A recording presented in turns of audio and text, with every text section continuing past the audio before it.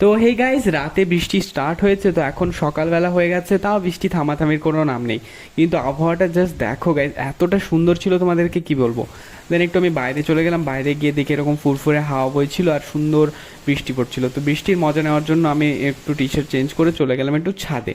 তো ছাদে যেতে যেতে ছাদে গিয়ে পৌঁছে দেখো গাইজ, একটু বৃষ্টিতে আমি ভিজলাম বাচ্চা ছেলেদের মতো। তো বৃষ্টিতে ভিজতে আমার অনেক বেশি ভালো লাগছিল।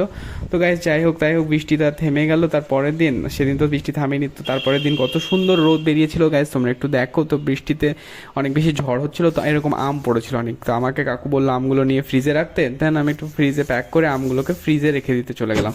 দেন ফ্রিজে রাখার পর আমি একটু রেডি হয়ে ভাবলাম একটু বাজারে যাই, একটু কাজ ছিল গাইজ। দেন বাইকটা বার করে আমি চলে গেলাম একটু বাজারে।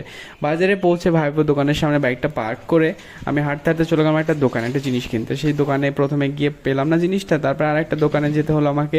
ওইখানে গিয়েও জিনিসটা পেলাম না। তো আমি এখন আইসক্রিম খেতে থাকি। আর তোমরা এরকম ব্লগের জন্য চ্যানেল সাবস্ক্রাইব